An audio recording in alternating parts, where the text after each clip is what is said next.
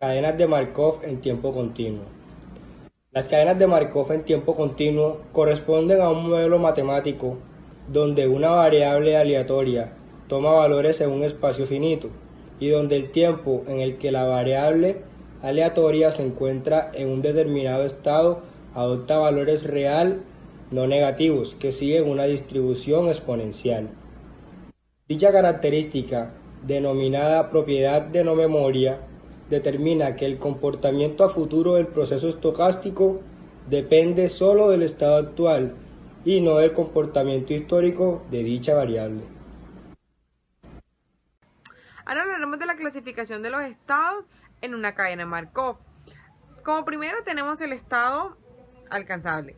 Los estados alcanzables son aquellos estados que existe un camino entre ellos. O sea que el último estado es alcanzable con el primero, ya que va a existir siempre un camino entre ellos.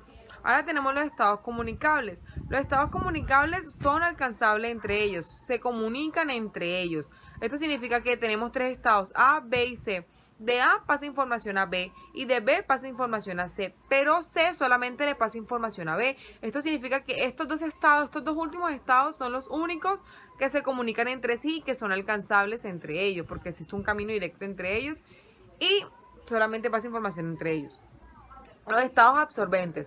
Los estados absorbentes son aquellos estados que cuando entra algo a ese estado no puede salir, o sea, se retroalimenta en el mismo. Ahora vienen los estados transitorios. Los estados transitorios son visitados un número finito de veces. Se visitan un número finito de veces. Una vez salga la información de ese estado, no vuelve ahí. Ya salió y no vuelve ahí. Ahora vienen los estados recurrentes. Los estados recurrentes son aquellos estados que son visitados un número infinito de veces. O sea, es lo contrario a los estados transitorios. Entonces, los estados recurrentes, todo estado que no es transitorio, obviamente es recurrente. Esto significa que tenemos tres estados, A, B y C.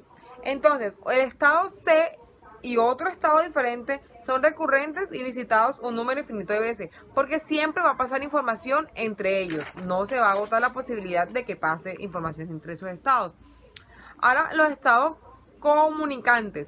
Los estados comunicantes son un grupo de estados que se comunican entre sí, o sea, hay rotación de información entre ellos. Tenemos tres estados, A, B y C y D. Entonces, los estados B, C y D hay full comunicación entre ellos, pero no hay comunicación con el estado A. Esto significa que los tres últimos estados son los únicos estados comunicantes porque hay un paso de información entre ellos. Ahora vienen los estados irreducibles. Los estados irreducibles es cuando la cadena se compone de una clase comunicante. Los estados pertenecen a una clase comunicante. Esto significa que entre el sistema hay dos estados que son comunicantes entre ellos. Proceso de nacimiento y muerte. El proceso de nacimiento y muerte tiene muchas aplicaciones en la biología, en la teoría de colas y en la demografía. En el contexto de la teoría de colas se refiere al modelo probabilístico que describe las llegadas y las salidas de clientes en un sistema de colas. Para esto hay varios supuestos. El primer supuesto dice que dado nt igual i, la distribución de probabilidad actual del tiempo que falta para el próximo nacimiento, es decir, la llegada, es exponencial con parámetro lambda. Y lambda significa la tasa media de llegadas cuando hay i clientes en el sistema. El segundo supuesto es dado nt, la distribución de probabilidad actual del tiempo que falta para la próxima muerte, es exponencial con parámetro μ. Y μ significa la tasa media de salidas cuando hay i clientes en el sistema. El tercer supuesto dice que la variable aleatoria de la suposición 1 y la variable aleatoria de la suposición 2 son mutuamente independientes.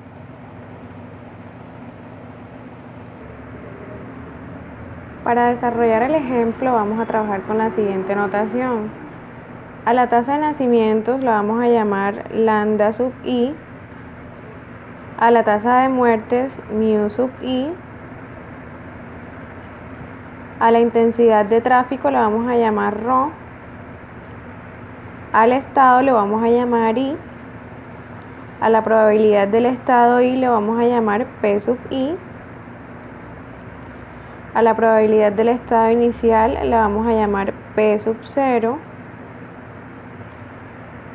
al número medio de clientes lo vamos a llamar n mayúscula y al tiempo promedio de permanencia en el sistema lo vamos a llamar T mayúscula. Para un modelo de cola de un servidor y de capacidad finita, la probabilidad va a estar dada por P sub I, va a ser igual a 1 menos ρ por ρ a la I sobre 1 menos ρ a la K más 1. Esto se cumple cuando I es menor o igual a K, y cuando I es mayor a K, P sub I va a ser igual a 0. K va a ser el tamaño de la cola. Y el ejemplo va a ser el siguiente, que va a ser de dimensionamiento de un buffer. Se tienen paquetes con distribución de tamaño exponencial de largo promedio de 1200 bits. La línea posee una capacidad de 2400 bits por segundo. Los arribos tienen una tasa media de un paquete por segundo y se desea tener una probabilidad de bloqueo de máximo 0,01. Bueno, entonces de aquí sacamos los datos. Tenemos que lambda va a ser igual a 1200 bits. Y tenemos que mu va a ser igual a 2400 bits por segundo. Y tenemos una condición. ¿Cuál va a ser la condición? La que tenemos aquí, que se desea tener una probabilidad de bloqueo de máximo 0,01. Entonces eso quiere decir que la probabilidad de bloqueo va a ser menor o igual a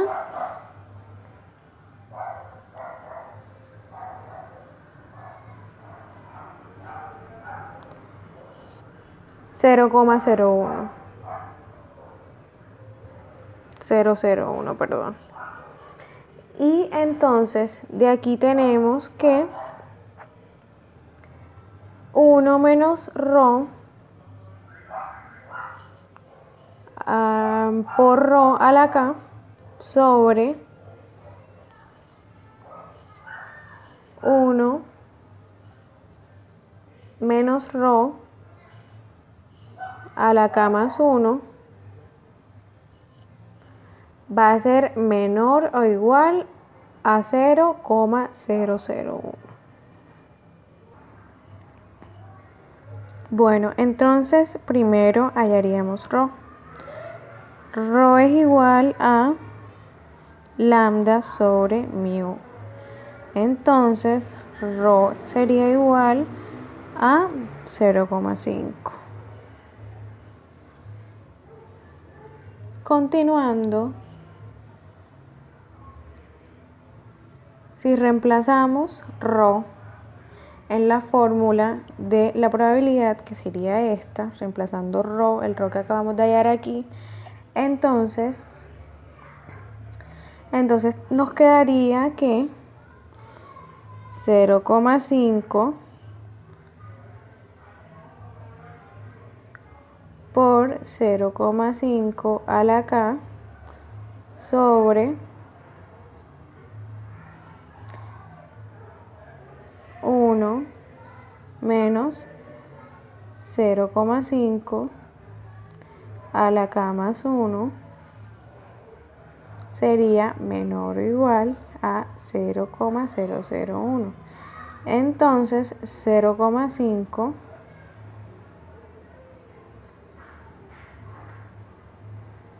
sería, a la K más 1 sería menor o igual a 0,001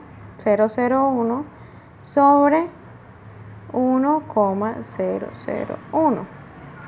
Y entonces esto nos daría que K debe ser mayor o igual a 9 para que nuestro sistema no diverja. Y bueno, entonces en el siguiente punto nos dicen que qué pasa si la capacidad aumenta a 15.